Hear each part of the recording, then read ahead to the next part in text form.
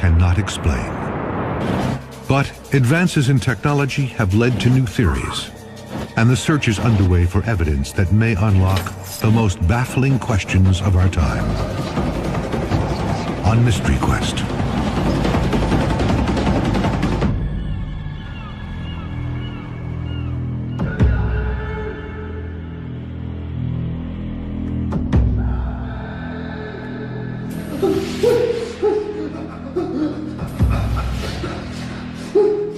Solitary confinement. A mattress and 4 bare walls. Reserved for the worst offenders. Get me out of here! There's nobody in here with me!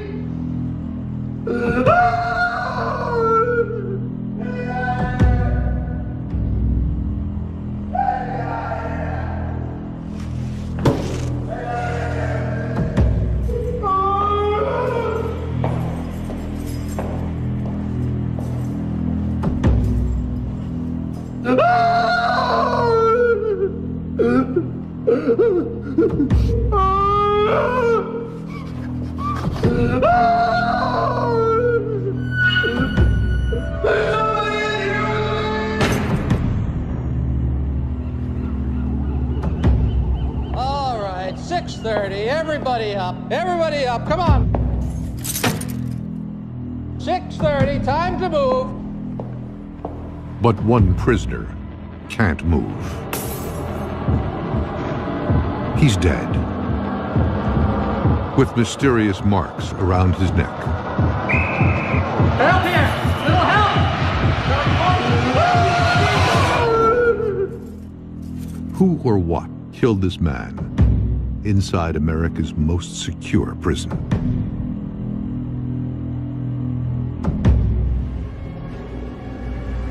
Alcatraz. This barren, windswept island in San Francisco Bay is home to America's first supermax prison, and it's always had a sinister reputation. The name Alcatraz invokes images of brutality, violence, and insanity. As far back as the 1400s, Native American legend claimed it was inhabited by evil spirits. Alcatraz became a federal penitentiary in 1934 and soon got its nickname, The Rock. Tales of torture began almost immediately, and this 22-acre island was often the end of the line. The prisons people said, well, we've got to have something that's going to hold people who are this violent. So they looked around and said, what do we have? The prison guards were handpicked, the toughest of the tough from around the nation. Inmates were allowed 1 visitor a month at the warden's sole discretion. The concrete cells measured only 5 by 9 feet. Inmates weren't often allowed to speak, the loneliness driving many insane. Alcatraz was a last resort. This is the place that you came when they couldn't handle you. They decided this was the place that was going to handle you for good. Official records are imprecise, but 64 men are said to have died, either behind these bars or trying to escape them. When inmates began committing suicide, using any means available, rumors started to circulate that the prison was haunted. Some guards began to think solitary confinement, called the Hole, was the residence of evil. Today, night watchmen tell of the sounds of inmates running and of hearing Al Capone playing the banjo.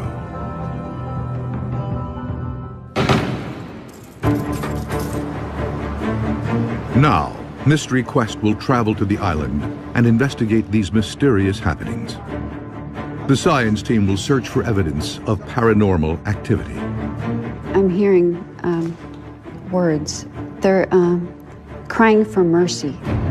To do this, they'll use a variety of highly sensitive state-of-the-art equipment to record overnight activity on the island.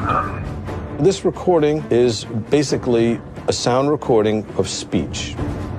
And the expedition team will investigate the only reputedly successful escape from Alcatraz. This is the place nobody leaves, and they left it. They'll examine the route the escapees would have taken and whether they could have survived the frigid waters. And Mystery Quest will also reveal what the escapees would look like today if they managed to survive. Alcatraz was America's most notorious and inescapable prison for 3 decades. But in 1962, 3 inmates, Frank Morris and John and Clarence Anglin, decided to test this reputation. One legend of Alcatraz that had never been pierced was the fact that it was impassable. No one could get off the island. Suddenly, the largest manhunt in 30 years was underway. This escape was phenomenal. After World War II, this is the biggest thing that hit the news. Frank Ahern is a skip tracer, finding those who don't want to be found. He will be leading the Mystery Quest expedition. He has spent years researching the Alcatraz escape, one of 14 escape attempts in the prison's history. Of the 36 prisoners who risked their lives to get off the island, 23 were quickly recaptured. 6 were gunned down by guards before they got to the water. 2 drowned and their bodies were recovered, while 2 others are listed as missing and presumed drowned. As much as hope tended to die when people reached Alcatraz, one hope that they had was that they could get off. A guy would see a moment where he could sprint for freedom, and it would be impulsive. And a guard would say, "Stop or I'll shoot," and he wouldn't stop, and they would shoot, and that would be it. And then you would have those where they planned for months. Convicted bank robbers, Morris and the Anglin brothers, spent 6 months preparing their breakout. Each man had a job in a workshop, giving them access to everything they needed. These guys were smart. What they did was they used tools around them to make the escape. They made rafts and life preservers from stolen raincoats and came up with a clever way to cover their tracks. So when the guards came by, they had to have realistic devices in the bed that looked like they were sleeping. The prisoners painted papier-mâché heads to leave in their beds, and they tunneled through their cell walls with relative ease. The prison had been built 20-some years before, and the salt water that was going in through the prison walls and through the plumbing was eroding the concrete. Actually, the guards themselves were very surprised that it was easy to dig through with small spoons and tools of that nature. On June 11th, 1962, Morris and the Anglins slipped through their cell walls and began climbing up a utility shaft. And they just made their way up, up, up. And the final thing that they had to go for was the metal air vent on the top that was like a wagon wheel. Next, they crossed the roof and shimmied down a drain pipe to reach the ground.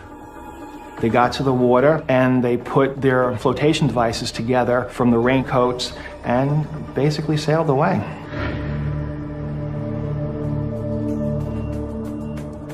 Frank Ahern believes the 3 escapees would have headed for Angel Island, 2 miles across the bay. But it wouldn't have been easy. The bay's waters are frigid. The average June water temperature is just 52 degrees. The tides are also treacherous, and the bay is trafficked by dozens of ships daily. Additionally, the escape took place at night, making the swim far more dangerous.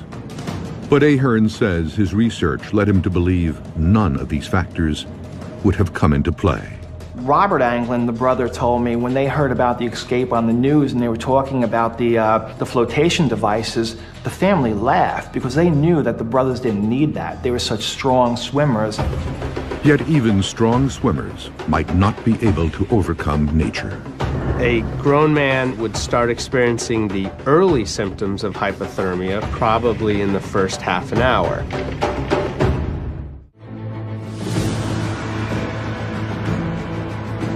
Mystery Quest is investigating Alcatraz, one of the most ominous and forbidding places in American history. The Spanish explorer who named Alcatraz in 1775, Juan Manuel de Ayala, found the island so inhospitable he never set foot on it. In the 1800s, the U.S. military erected a lighthouse, a fort, and a jail on the island. The first inmates were hardcore Confederate prisoners from the Civil War, some of whom died as a result of the deplorable conditions there. Decades later, in the 1930s, a new kind of criminal. Gangsters were ruling the nation's streets, and authorities needed a place to put them. They transferred some of the most evil men in America to Alcatraz. One of the most famous was convicted murderer Robert Stroud, who became known as the Birdman of Alcatraz. He remained a violent inmate, but in prison he grew fascinated by birds, eventually raising some 300 in his cell. He even wrote 2 books on the subject. Gangster Al Capone went from public enemy number 1 to inmate 85 on Alcatraz. In solitary, Capone began a physical and mental decline from which he never recovered. And racketeer James J. Whitey Bulger, currently a fugitive on the FBI's 10 most wanted list, also served time on the Rock. I think that you really could say the men weren't hardened by being here, they were softened. Al Capone, who had lived high off the hog in every other place that he had been, basically came here and eventually after a few months said to the warden, I guess Alcatraz has got me licked. Life on the island was so harsh that self-mutilations and suicides weren't uncommon. One of the famous stories is the story of Ruth Percival, who one day just lost it. He chopped off the fingers of one hand and then held out the hatchet to another inmate and said, "Chop off the fingers of my other hand." By the early 1960s, critics were calling conditions on Alcatraz cruel and inhuman. In March of 1963, the Federal Bureau of Prisons shut Alcatraz down. But the reports of ghostly apparitions here never stopped.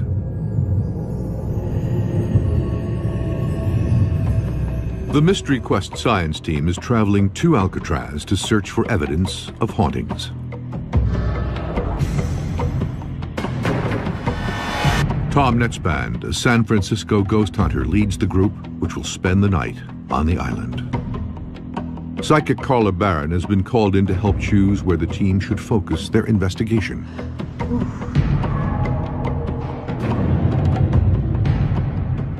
Netzband walks her through Alcatraz, searching for paranormal hotspots. To help identify the areas, they key in on pockets of extreme temperature change. Normally, I'll get cold because spirits join with me for the warmth. They join with me for the life force. Barron believes a spirit can drain energy from a room, lowering its temperature. I'll register the cold even before a thermometer or some sort of measuring device will measure the cold. Very cold, like, feel my hands. Ice cold. Oh, jeez. Oh, my God. Just all of a sudden, right here. They want to show me something. Hold on. They want to show me something. Barron leads Netzband straight to the most dreaded area in Alcatraz. D Block, solitary confinement. They're bringing me somewhere. What? Oh, whoa, whoa, whoa, whoa. Here. Okay. Here. Ah.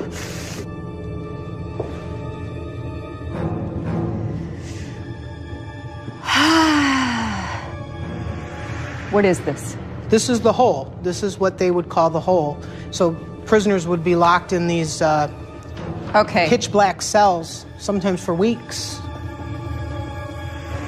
She reaches the last of the cells. Ah, cold. Number 14. Really cold. This cell was said to be where an inmate was murdered by an unseen intruder.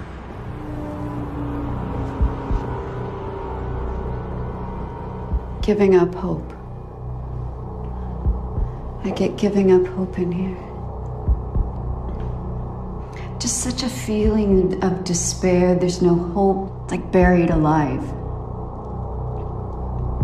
It's like I'm buried alive in here.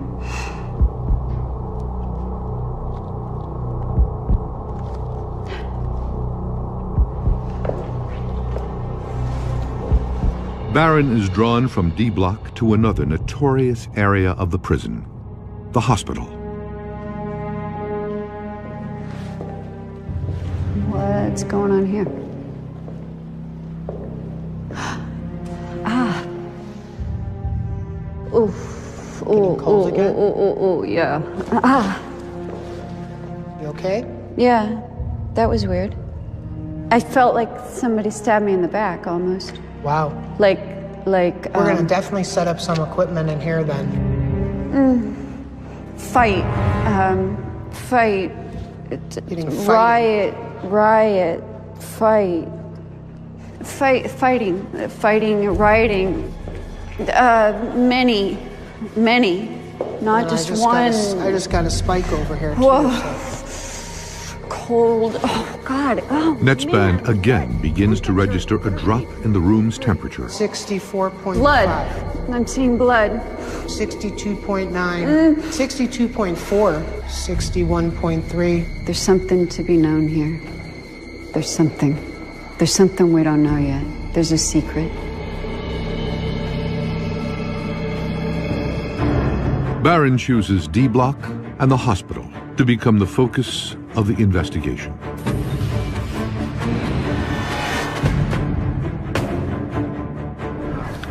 The team has come armed with a broad spectrum of paranormal equipment, including night vision and infrared cameras, portable audio recorders, and 2 unique devices. One is called an Ovilus, which converts energy into speech. Gouge. And the other, the Paranormal Puck, which is more specialized. The user can type in questions, and the answers are seen, heard, and saved. Arm. The team unexpectedly gets its first piece of evidence, recording an EVP, or electronic voice phenomenon, in the hospital. Hey, guys. Hey. You know, I think I caught something already. Okay. In the hydrotherapy room there. Really? Listen.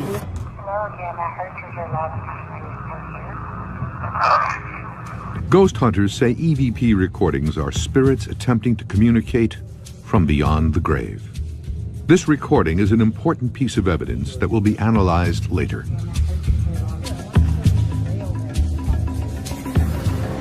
The teams pair off. They'll spend the next hours setting up their equipment. Netzband assigns Sister Sharon and Anne Leong to the hospital wing. He and Shona Sinclair will work down in D Block. All right, we're gonna roll. So there it goes.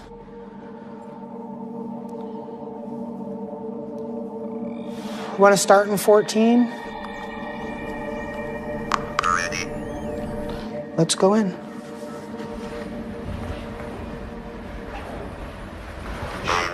Pain. Jolt. Energy. Is there anyone here? Starting to get a little bit of a headache in here.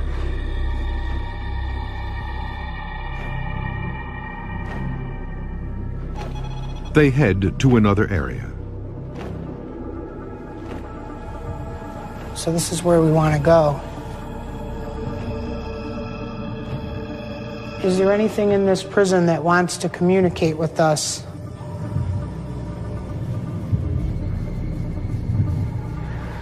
So I get this really weird feeling, like I'm being watched or something. You know? Yeah, I get that feeling too. Did you see that? What'd you see? Just looked like I saw somebody walk past there.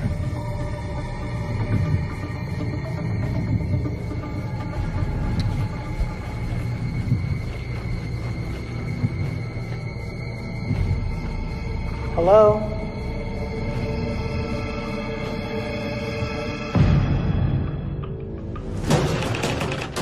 The investigation into whether Alcatraz was truly escape-proof is focusing on the swim Frank Morris and Clarence and John Anglin may have made. It is known the men entered San Francisco Bay sometime during the night of June 11, 1962. They would have battled strong currents, heavy ship traffic, and hypothermia, a dangerously low body temperature. The average June water temperature in the bay is between 51 and 54 degrees Fahrenheit. The channel between Alcatraz and Angel Island is 2 miles wide, and it would have taken more than an hour to cover the distance. A grown man would start experiencing the early symptoms of hypothermia probably in the first half an hour.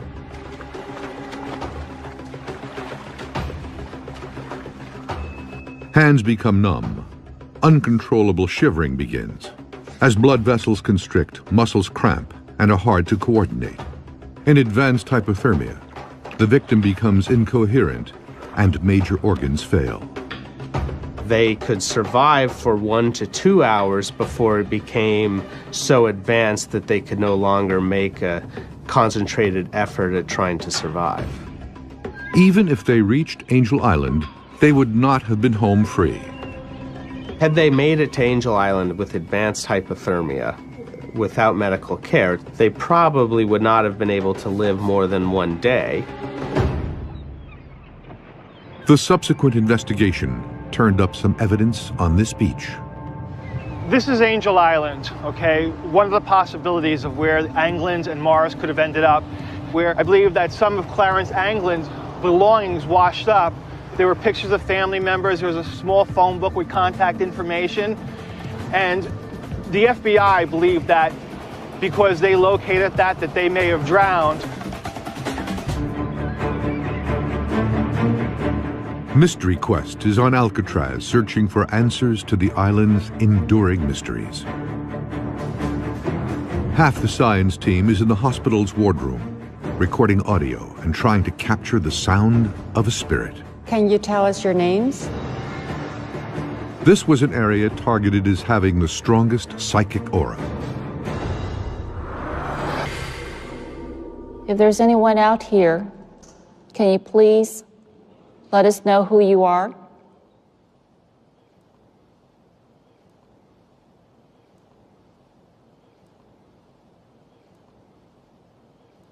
How many of you are here?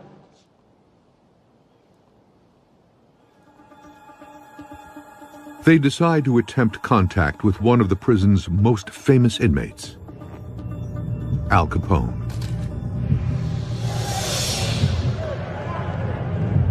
Capone was transferred to Alcatraz in 1934. To help pass the time, he played the banjo.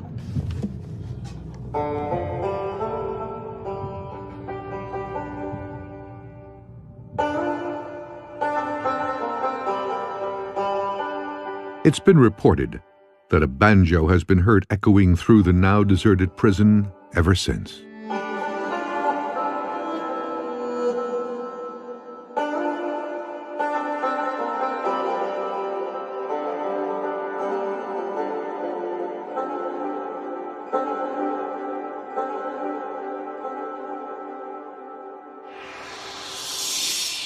Hey, Al Capone, if you're here, I hear that you play a mean banjo. It'd be my honor if you could play a few bars for us, Mr. Capone.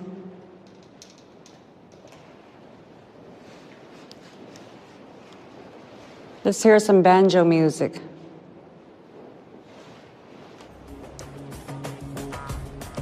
The sisters head towards the hospital room where Robert Stroud, the Birdman of Alcatraz, spent 11 of his 17 years in the prison. Okay, so this is Robert Stroud's cell. You have the trigger objects? Mm-hmm. Okay. The Leongs have small plastic birds that contain a motion and light sensor just under their beak. See, the sensor is down here. When triggered, they sing. The sounds are actual recordings of birds Stroud would have known. A blue parakeet, an American goldfinch, and the northern saw-whet owl. If the birds react while everyone is still, they may be registering Stroud's presence.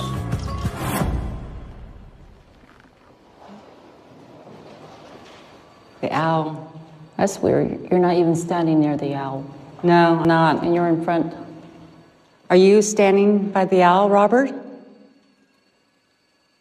That's an owl. Can you say something?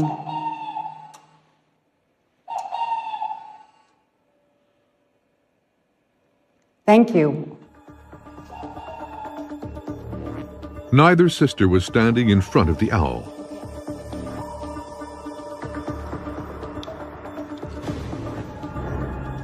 The team downstairs is trying to capture a presence that may be invisible to the naked eye, using a camera that can see in the dark. It is an industrial-grade FLIR, or forward-looking infrared camera. The FLIR registers heat signatures. Orange or yellow, a warm object. Blue or purple, a colder one.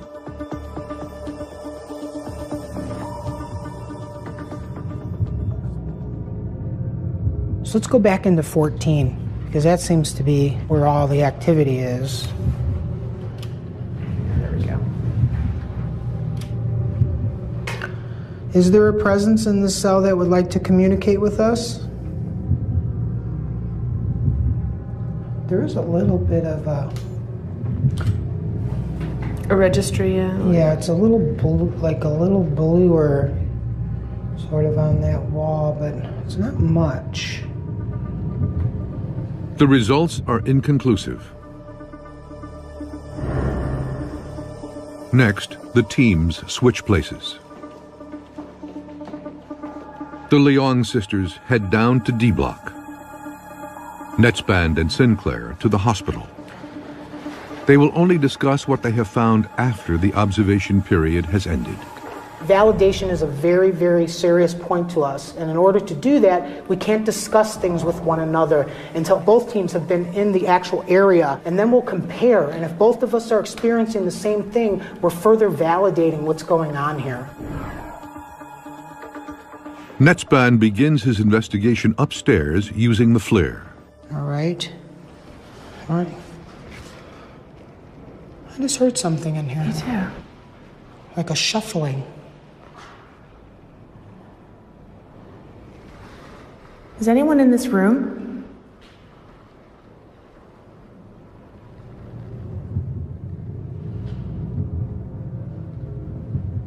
Did you hear that shuffling in here? Yeah. It was like... Yeah, I heard that.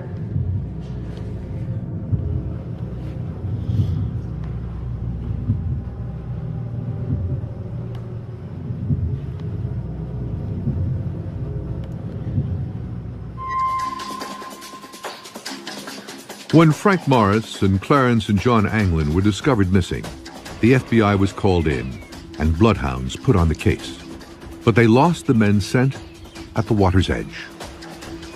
The authorities got a break in the case when another inmate admitted he was supposed to be in on the plan, but was left behind. He said after reaching Angel Island, the escapees were going to swim across to Marin County, then steal a car and civilian clothing. The FBI just figured these guys would get picked up in like 2 days from the escape. But no thefts were reported in Marin. Everything law enforcement expected just never took place.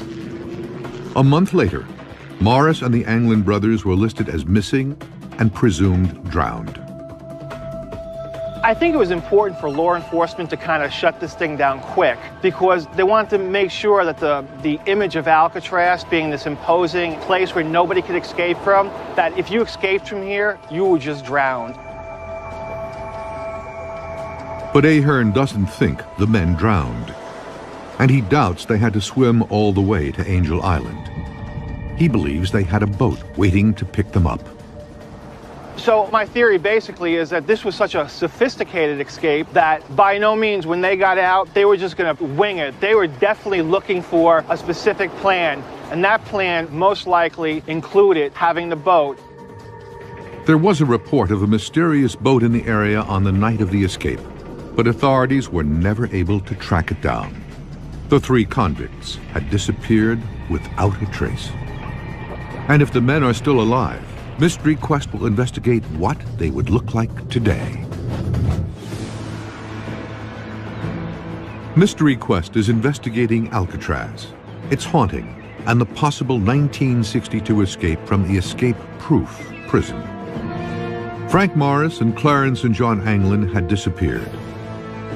Prison officials listed the men as presumed drowned, but authorities never stopped looking. Over the years, sightings of the men filtered in from all over North America, but those leads proved dead ends. Then, in the late 1980s, the U.S. Marshals, following up on another lead, brought in one of Clarence and John Anglin's brothers from Florida for a polygraph test. They brought Robert Anglin, the brother to Clarence and J.W., in for a polygraph test somewhere around 12 and 15 years ago. It tells me that law enforcement must know something that they would bring the brother, Robert Anglin, in 25 years later if there wasn't something beyond what we know. The results were never released, and the case remains open today. Could the men be alive more than 4 decades later? Frank Morris was 35 when he disappeared. He would be 83 years old now. By using a process called digital age progression, we can assume he would look something like this. Clarence Anglin was 31. He would be 79. His brother John Anglin was 32 and would be 80. Age progression is a great tool for law enforcement because it does identify what they would look like now. But the key is getting that photo to places where they may be.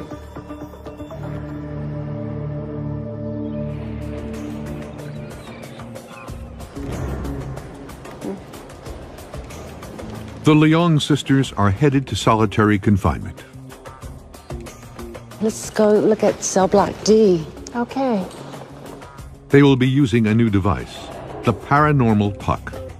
With it, the user can type in questions and the answers are seen as well as heard and saved. Sacrilege. They decide to investigate cell 14, where an inmate was reported to have been found mysteriously murdered. Okay, I'm gonna put the puck back in. Anne Leong stops at the door. There's something repulsive about the smell of this room. I'm gonna just stay out. I'm gonna ask it a question. I'm gonna ask who's here. Enter. Human. Waste. Human waste. Why can't I go inside? Okay. Why can't Anne come in here?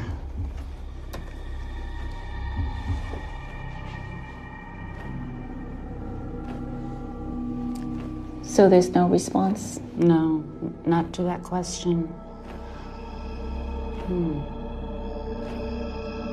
Strange.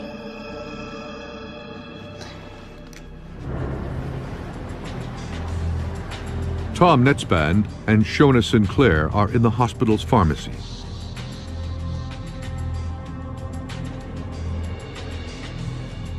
You can still smell the medicine.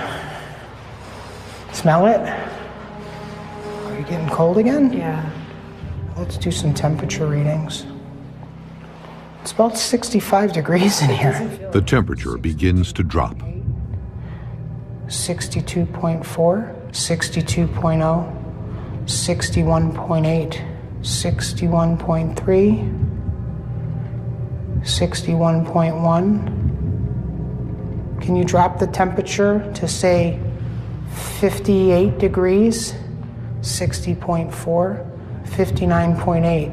Come on, 58 degrees. If you're here, drop it lower, please.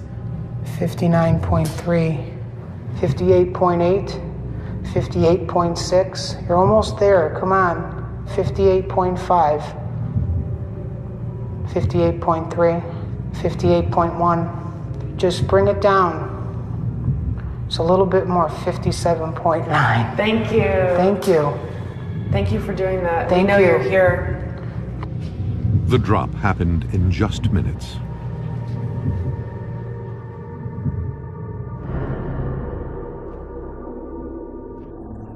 Are you getting that chill again? Yeah, I just get this chill running through my body, like right around here. Like I'm it's very like, uncomfortable. It's touching me, it's touching me, it's touching me. It's here again. Where are you getting touched? I'm getting touched in my hair right here. There are times when Netzband actually feels the presence of a spirit, and it's happening to him right now. I'm telling you, I feel it. It's running down my neck here like this. I feel like fingers on my, like fingers down. Oh, I don't like that feeling. I just don't like it, you know?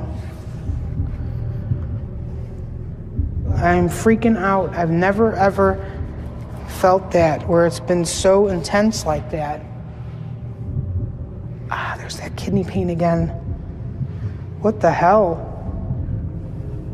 Who's up here?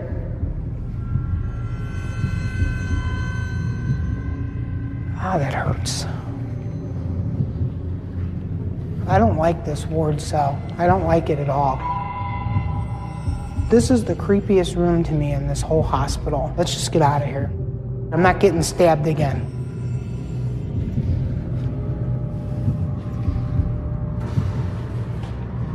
Netzband decides to wrap the investigation.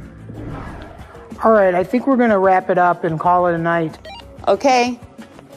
The cameras have shot hours of footage, which must now be analyzed. Images from the infrared still cameras, data from the puck, and the audio recordings will be downloaded and reviewed. This is a sound that is not from the speech of a human being. In fact, it's impossible to produce that.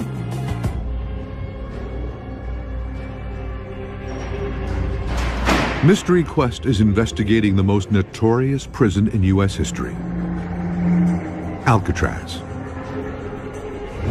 This skip tracer believes, despite its reputation as inescapable, there was one successful escape from the island. This psychic believes the prison is haunted by the ghosts of inmates who suffered or died here.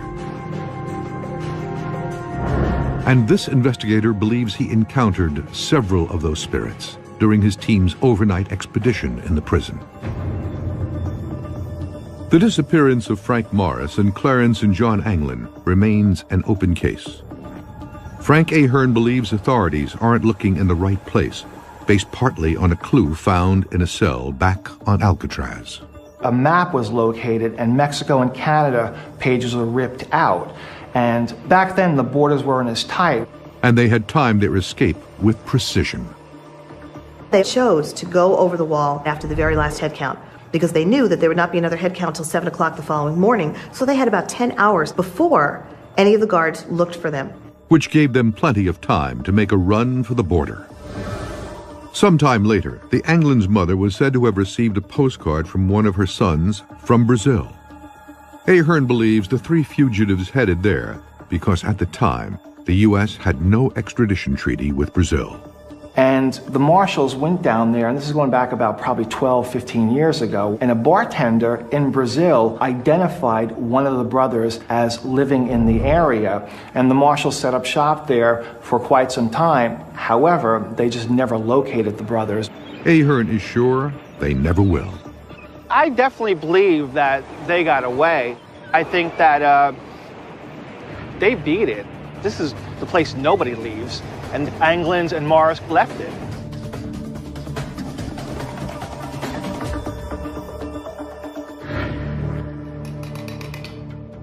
The science team gathered important evidence, including hours of video from nearly a dozen cameras, data from the paranormal puck, digital images from infrared still cameras, and audio recordings. Now, Mystery Quest is examining the results. The prison's hospital appeared to provide the most paranormal activity. In the pharmacy, Netzband recorded a steep temperature drop on his ambient temperature meter. And we actually were using it to communicate with the spirits and asking them, can you drop the temperature to, say, 58 degrees? And slowly, it continued to drop. Right in front of our eyes. Right in front of our eyes. Now, keep in mind, the same thing happened with Carla. She physically felt it. But I definitely was able to validate that the temperature was dropping in the hospital on 2 different occasions. In the hospital's ward, Netzband actually felt a spirit touch him. I'm getting touched. And the team wanted to review the moment. But though his colleague's night vision camera was clearly on, and so was the record light, this section of tape was mysteriously blank. The group moves on to evidence from the motion-sensitive birds left in the Birdman cell. So here we're trying to test the birds to see where we're walking across and front. And it's really funny, but Sharon never once went past the owl. And when you can see the video clip here, the owl was just hooting. So that's amazing. I think that's pretty cool, yeah. Well, I guess if you really want to contact Robert Stroud, then you would bring some birds.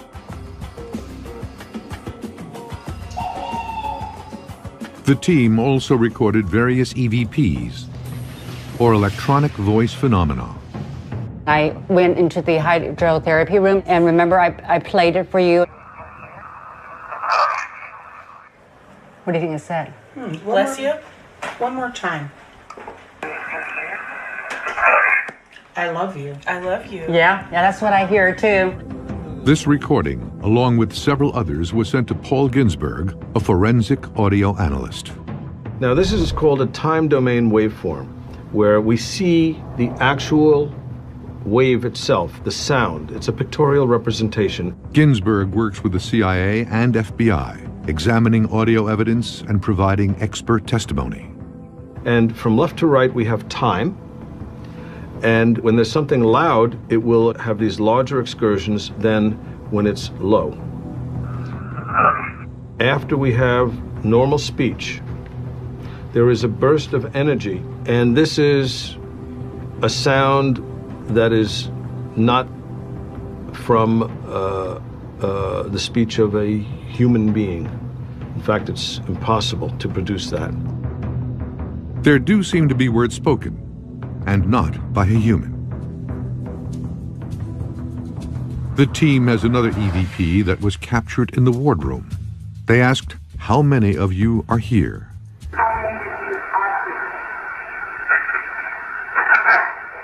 Wow. 50 more or less? I hear 50 just about. Yeah, You hear it I heard that. Look at. How many are you?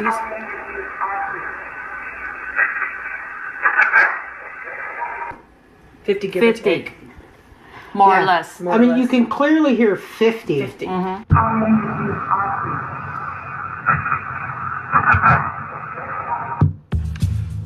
These sounds are well above the range of the human voice spectrum. So I would say, without any question, that those sounds were not made, could not be made by any human, at least not a live one. I would love to have some hard evidence that this, in fact, is a connection to the beyond and that there are other worlds out there. But right now, I'm still skeptical.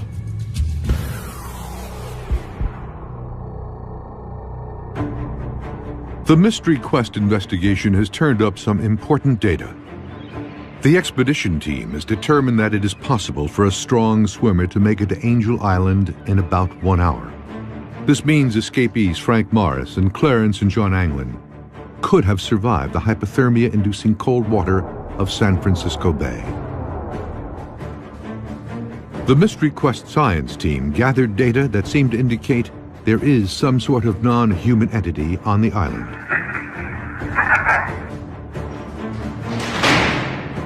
While the mystery of this place endures, this investigation has brought us closer to understanding notorious Alcatraz Island.